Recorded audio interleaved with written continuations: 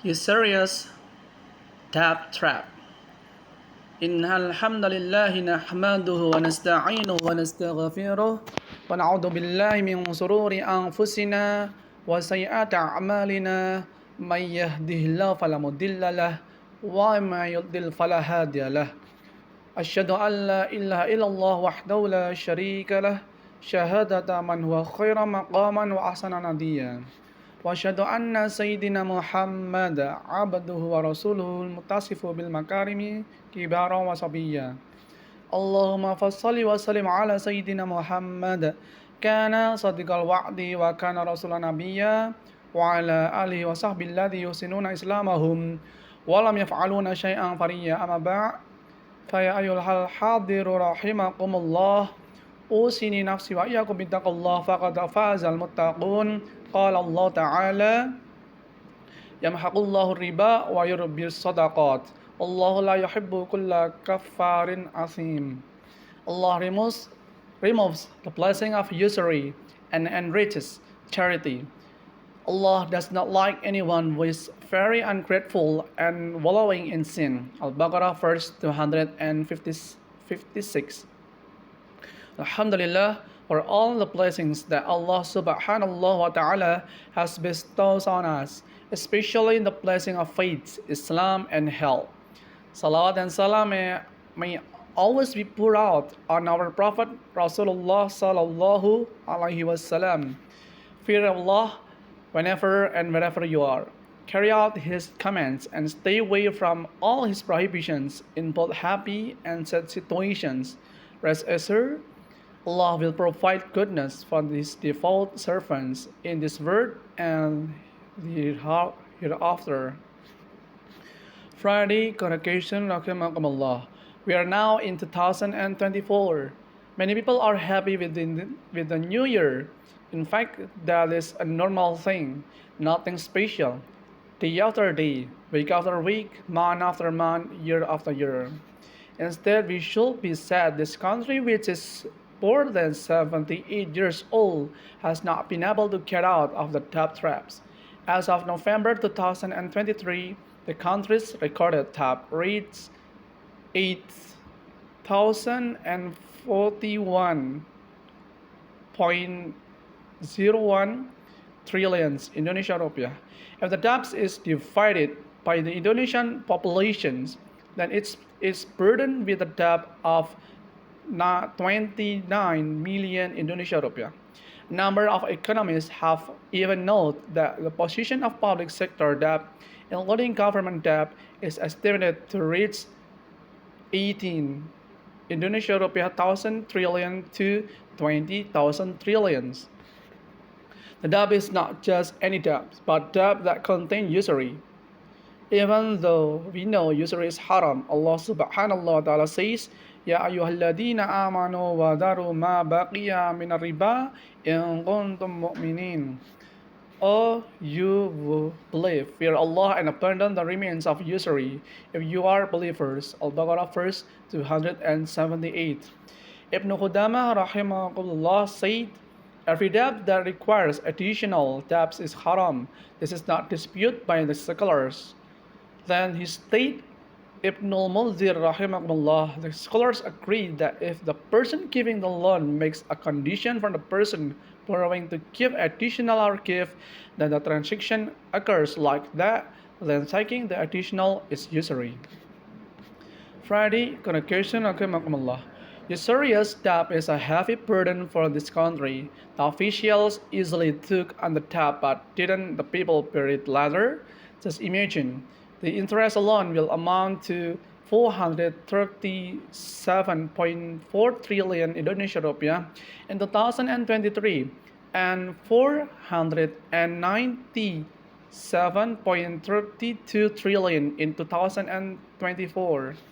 Please note, the amount of debt and interest that must be paid by the state is much greater than the subsidies for the people.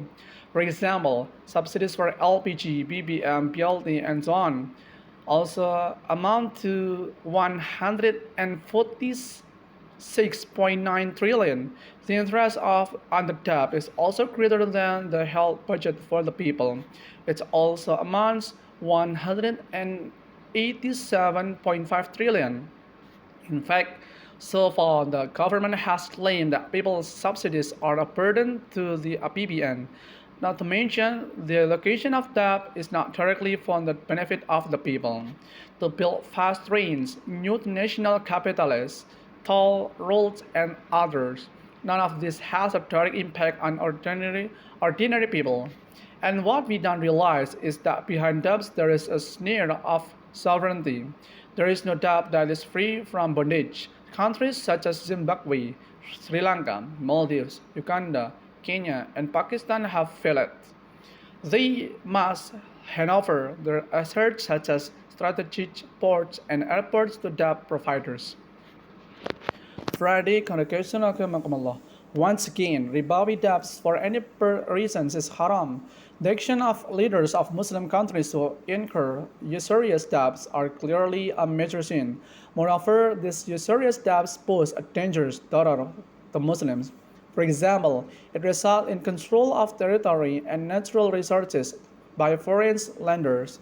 Ribawi debt also causes Muslims to be under the control of the debt-giving country. Even though Allah subhanahu wa ta'ala said, وَلَنْ يَجْعَلَ اللَّهُ لِلْكَافِرِينَ عَلَى الْمُؤْمِنِينَ سَبِيلًا. Allah will never give way to the disbelievers to dominate the believers. An-Nisa verse 141.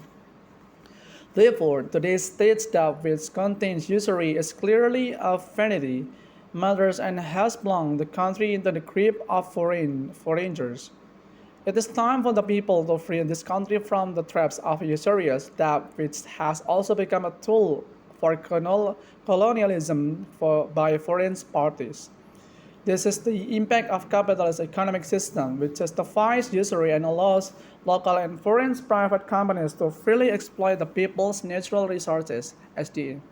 The capitalist economic system also causes usury to spread throughout the country, and when people who do not commit usury are exposed to its dust, as the Prophet ﷺ warned, يأتي على الناس زمان يأكلون الربا فمن لم يأكله أصابه من غباره. There will become an era for humans. At the time they consume usury, even if someone does not consume usury directly, he will be exposed to its dust, narrated by An-Nasai, Dawud, Ibn Majah, and Al-Hakim. Therefore, the damage to this country's economy and the suffocating bondage of usurious debt will not be resolved simply by a change of leadership. Changes are needed toward the application of Islamic Sharia in all aspects of life. This means that this grip of usurious debt can only be released if the people return to implementing Islamic Sharia in the Khilafah institution, not in the current system of democracy and capitalism. Wherever the leader is, if they do not implement Islamic Sharia, they will forever be entangled in ribawi debt, which is clearly haram and has proven to be miserable. Na'udzubillah min zalik. Barakallahu wa lakum fil Qur'anil azim wa nafa'ani wa iyyakum bima fihi minal ayati wa dhikril hakim wa taqabbala minna wa minkum tilawatahu wa innahu wasamiul alim wa qulu qali hadza fastaghfirullahal azim innahu huwal ghafurur rahim. Alhamdulillah ala ihsani wa ashkuru lahu ala tawfiqi wa imtinani wa ashhadu an la ilaha illallah wahdahu la sharika lah wa ashhadu anna sayyidina Muhammad abduhu wa rasuluhu da'i'a ila ridwanih. Allahumma salli ala sayyidina Muhammad wa ala alihi wa ashabihi wa sallim taslima katsira. Amma ba'd. Fa ya ayuhan nas ittaqullah fima amara wa antahu amma naha wa'lamu anna Allah amarakum bi amrin bada fihi bi nafsihi وَتَنَا بِمَلَائِكَةِ الْمُسَبِّحَاتِ بِقَدَسِهِ وَقَالَ تَعَالَى إِنَّ اللَّهَ وَمَلَائِكَتَهُ يُصَلُّونَ عَلَى النَّبِيِّ يَا أَيُّهَا الَّذِينَ آمَنُوا صَلُّوا عَلَيْهِ وَسَلِّمُوا تَسْلِيمًا اللهم صل على سيدنا محمد صلى الله عليه وسلم وعلى آله سيدنا محمد وعلى أنبيائك ورسولك وملائكة المقربين ورضى اللهم عن الخلفاء الراشدين أبي بكر وعمر وعثمان وعلي ومن بقي الصحابة والتابعين وتابعين لهم بإحسان إلى يوم الدين وارض عنهم معهم برحمتك يا أرحم الراحمين. اللهم اغفر للمؤمنين والمؤمنات والمسلمين والمسلمات الأحياء منهم والأموات. اللهم أعز الإسلام والمسلمين وأذل الشرك والمشركين وانصر عبادك الموحدين وانصر من نصر الدين واخذل من دخل المسلمين ودمر أعداء الدين ولكلماتك إلى يوم الدين. اللهم دفع عنا البلاء والوباء والزلازل والمحن وسوء الفتنة والمحن ما ظهر منها وما بطن عن بلدنا إندونيسيا خاصة وسائر البلدان المسلمين عامة يا رب العالمين. ربنا آتنا في الدنيا حسنة وفي الآخرة حسنة وقنا عذاب النار.